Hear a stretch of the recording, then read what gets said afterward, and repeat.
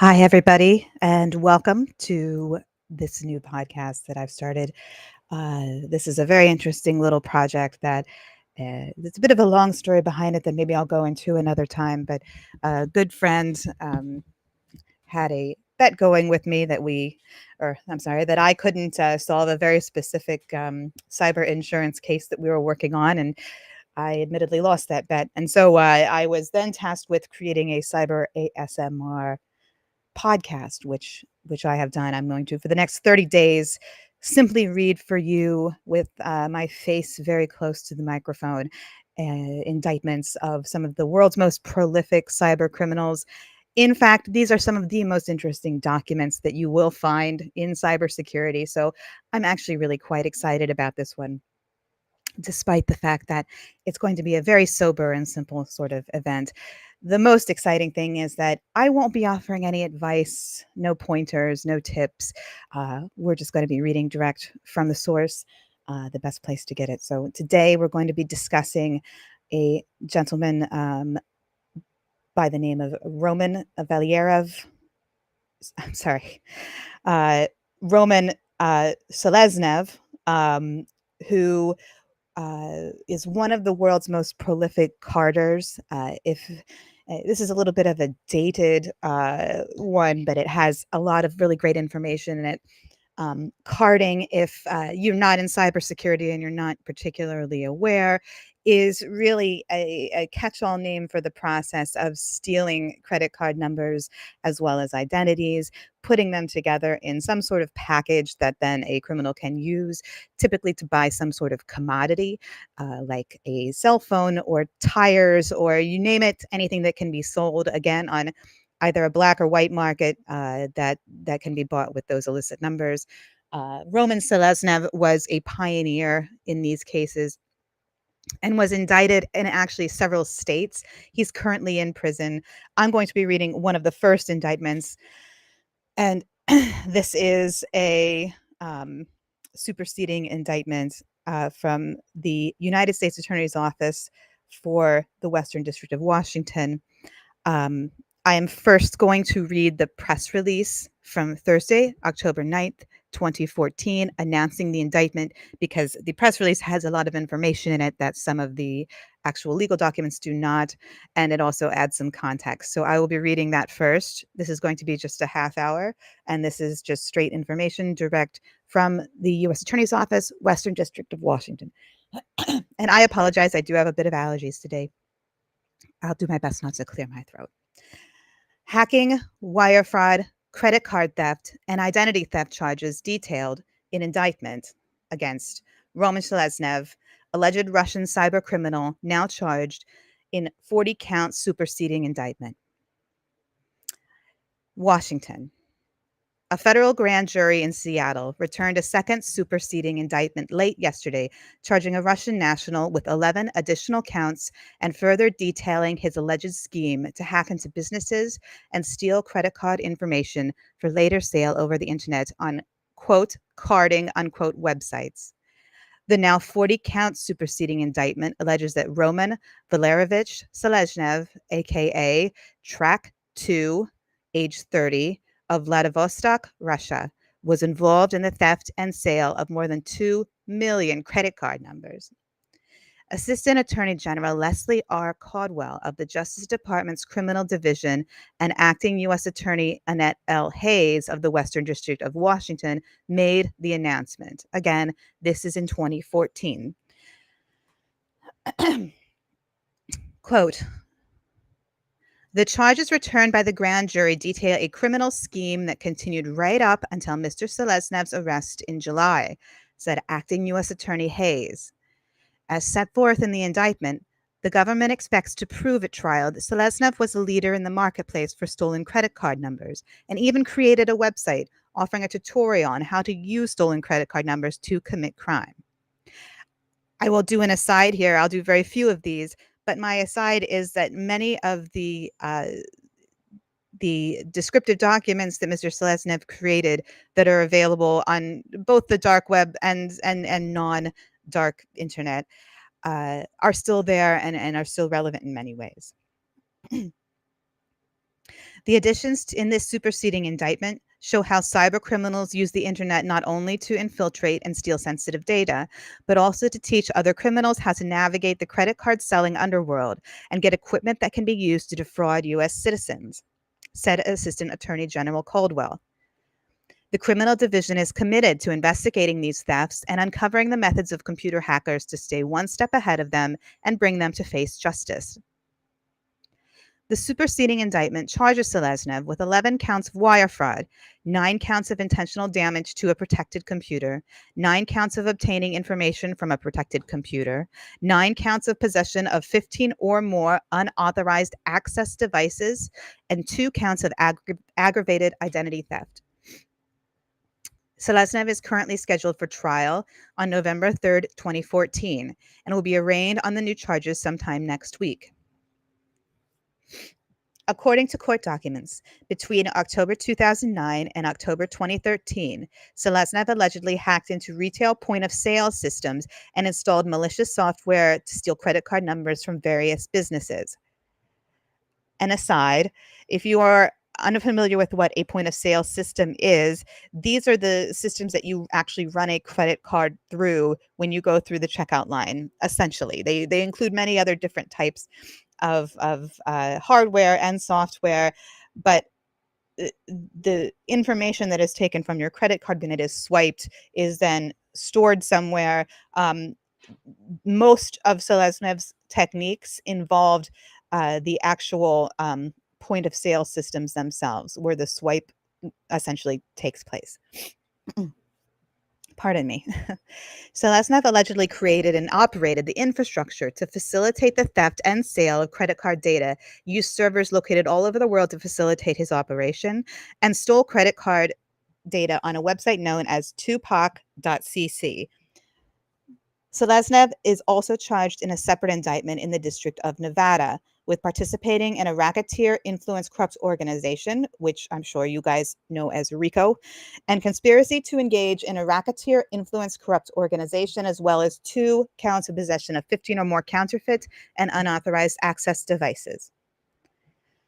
The charges contained in the indictments are only allegations. However, this is my personal aside. He had been found guilty and is up for trial in other jurisdictions. He was found guilty on these charges later on. A person is presumed innocent unless or until he or she is proven guilty beyond a reasonable doubt in a court of law. The case was investigated by the U.S. Secret Service Electronic Crimes Task Force, which includes detectives from the Seattle Police Department. The case is being prosecuted by Assistant U.S. Attorneys Norman M. Barbosa and Seth Wilkinson of the Western District of Washington, and trial attorney Ethan Aronson of the Criminal Division's Computer Crime and Intellectual Property Section. The Office of International Affairs and the U.S. Attorney's Office for the District of Guam provided substantial assistance in this case. We'll get into why Guam was involved, I think a little bit more in the indictment, but it is actually a very interesting part of the story. So I'm going to take a very brief break to just grab a drink of water, and then we're going to get into the indictment.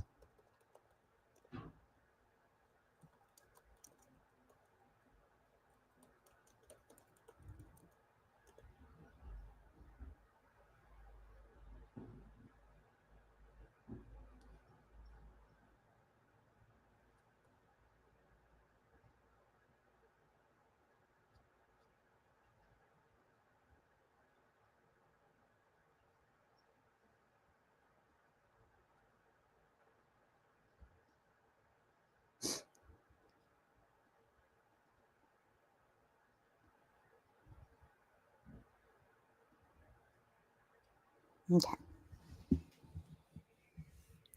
So now we're going to jump into the full indictment, and this is going to be one of the longer ones that I'll read. So I'm going to take one more drink. All right. I'm not going to read every single aside in here, or sometimes there are stamps with other information, but I will read, there are some things such as the aliases used by the defendant that are actually a little bit interesting. So I will read those. This document is from October 8th, 2014. Again, we are in Washington District Court in Seattle for the Western District of Washington. And the reason why this case was heard in Washington will also be obvious once we get into the indictment. United States of America, plaintiff versus Roman Valeryevich Seleznev, aka Roman Ivanov, aka Ruben Samvelich, aka Boris Sergeyevich Greshkin, aka Valentin Chinnikov, aka Alexei Davidov, aka James Chow, aka Andrei Vamotla, aka Maxim Solitov, aka Ivan Ivanov, aka Garanin Evgenij, aka Track 2. The rest of the AKAs I'll read one after the other, and these are simply screen names. Track 2, S Mouse, Schmack, NCUX, Bulba, Tupac, J Chow, Bandy, Sly 64, Books Cafe, Zagreb, Director, and Jarani. That will be the last time I read all of the AKAs. They appear some other times in here. Counts 1 through 11, wire fraud. The grand jury charges that beginning at a time unknown, but no later than February 13th, 2007, and continuing through on or about July 4th, 2014, at Seattle, within the Western District of Washington and elsewhere, Roman Seleznev and others known and unknown to the grand jury, with intent to defraud, knowingly devised a scheme and artifice to defraud and to obtain money and property by means of materially false and fraudulent pretenses, representations, and promises, as further described below. 2. The object of the scheme and artifice to defraud was to obtain, market, and sell stolen credit card numbers on underground websites for the purpose and with the intent that the stolen credit card numbers would then in turn be used for fraudulent transactions across the United States and in foreign countries, thereby defrauding the issuing banks and the merchants that accepted the cards for payment based on the false pretense that the users of the stolen credit card numbers were authorized users of those credit card numbers. I will be skipping over some duplicative statements. Part 2. Manner and means of the scheme and artifice to defraud. A. Defendant's alias names and obfuscation techniques. It was part of the scheme and artifice to defraud that Roman Seleznev concealed his identity through the use of several alias names and online nicknames, including the ones that I had read before. I won't go through the AKs again. It was further part of the scheme and artifice to defraud that Roman Seleznev concealed his identity through the use of proxy servers and other obfuscation techniques designed to hide his true identity and location while using electronic mail, otherwise known as email, and other online services to facilitate the scheme. It was further part of the scheme and artifice to defraud that Roman Seleznev and others known and unknown to the grand jury accepted payment for stolen credit card data only by means of a limited number of payment services, including services such as Bitcoin, Perfect Money, Paymer, LessPay, eGold, Liberty Reserve, WebMoney, MoneyGram, and Western Union, in an attempt to make it more difficult to trace the proceeds of transactions and to conceal the identity of the parties. You'll note, and this is my aside, that Bitcoin and Western Union were both used. There is a bit of a falsehood about Bitcoin being one of the only types of payments that these individuals use or payment services. Part B, defendant's criminal internet infrastructure. It was further part of the scheme and artifice to defraud that Roman Seleznev and others known and unknown to the grand jury created and operated an internet-based infrastructure designed and intended to facilitate the theft, sale, and fraudulent use of stolen credit card account numbers. It was further part of the scheme and artifice to defraud that Roman Seleznev and others known and unknown to the grand jury rented, configured, and controlled servers in countries outside of the United States, including Ukraine and Russia, that contained malware designed to infiltrate retail points of sale computer systems and to steal credit card numbers.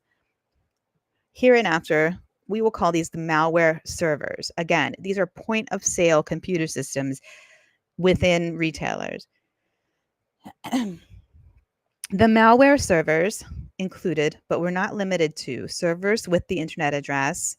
And then we're going to get into a series of internet addresses that are listed here. Everything from schmuck.fvds.ru, .ru, which is a Russia a Russia domain address, perfect keylogger, and others. I will skip over all of their names because they're inconsequential. It was further part of the scheme. I'm going to also skip over the intro parts of this. It was further part of this scheme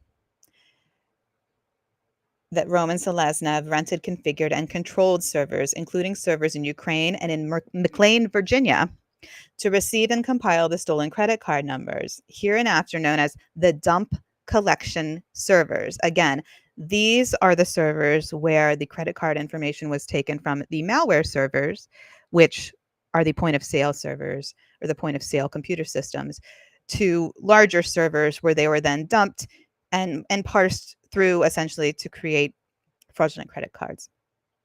That was my aside. Now we're back to the document. It was further part of the scheme and artifice to defraud that Roman Seleznev and others known and unknown to the grand jury controlled servers in countries outside of the United States, including Ukraine, Russia, and Germany, for the purpose of hosting websites used to sell the stolen credit card numbers, including websites with these internet addresses. I will skip these once again. So we have three different types of computers used in this fraud, as you can see. There were the point of sale systems, there were the servers used to store the credit card numbers, and then of course we have the computers and servers used to sell the stolen information. Now let's talk about the computer hacking and theft of credit card data. It was further part of the scheme and artifice to defraud that Roman Seleznev developed and used automated techniques such as port scanning to identify retail point-of-sale computer systems, including computer systems within the Western District of Washington that were connected to the internet, that were dedicated to or involved with credit card processing, and that would be vulnerable to criminal hacks. It was further part of the scheme and artifice to defraud that Roman Seleznev caused these victim computers to download malware from computer servers they controlled. These computer servers that we're talking about now, this is the connection to the Western District of Washington. What is not being said in this indictment is that these were most likely retailers.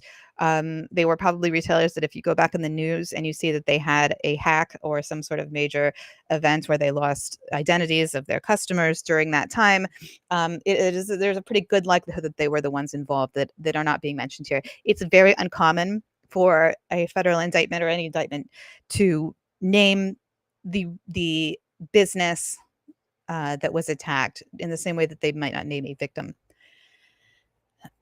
who is an individual person. It was further part of the scheme and artifice to defraud that Roman Seleznev configured the malware that they downloaded onto the victim's computer systems to intercept credit card data communicated between the victim's point of sale terminals and the victim's back of the house computers. Back of the house is in quotation marks. That is, computers at the victim businesses that collect data from the point of sale terminals. It was further part of the scheme and artifice to defraud that Roman Seleznev configured the malware. I'm skipping over a part that includes Roman Seleznev and his associates, just so that you are aware. We aren't talking only about him as a single person here. Configured the malware to extract, copy, and compile the stolen credit card data and transmit the data from the victim computer systems to the dump collection servers designated by Roman Seleznev and his associates. These associates and Roman Seleznev also installed a piece of software that would enable them easily to reconnect remotely to the victim computer systems again at a later date. So this is giving us a nice overview of how malicious software works.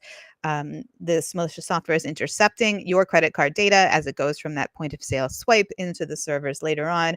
And it was this that was harvesting primarily. There were other ways they were stealing numbers, but this was primarily the way they used to harvest the credit card numbers that were stolen.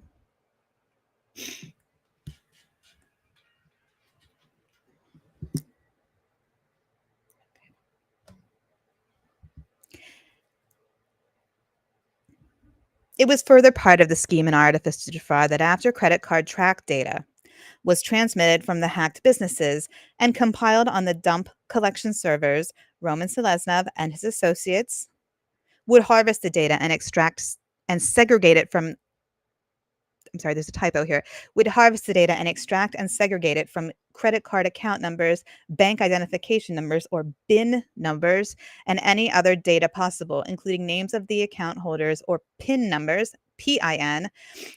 The first one was BIN, BIN. I will explain the difference. That would enhance the value of the data for sale to those who wish to use it for criminal and fraudulent purposes.